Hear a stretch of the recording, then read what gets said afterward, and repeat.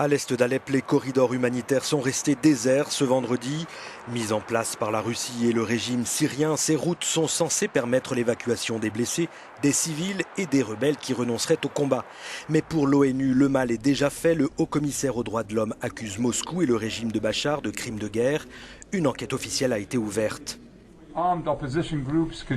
Les groupes d'opposition armée continuent d'envoyer des obus de mortier et d'autres projectiles sur la partie ouest d'Alep, explique le haut-commissaire. Mais les frappes aériennes sur la partie est de la ville, par les forces gouvernementales et leurs alliés, sont responsables de l'écrasante majorité des victimes civiles et ces violations constituent des crimes de guerre.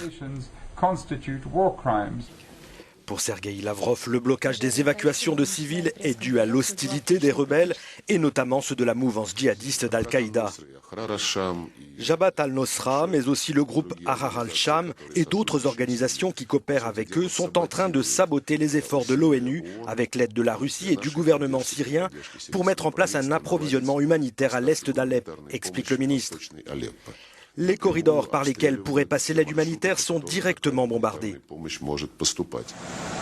Moscou est sous le feu des critiques occidentales depuis un mois pour sa participation active au bombardement à Alep. Depuis mardi, ces bombardements ont cessé. La trêve vient d'ailleurs d'être prolongée, au moins jusqu'à samedi soir.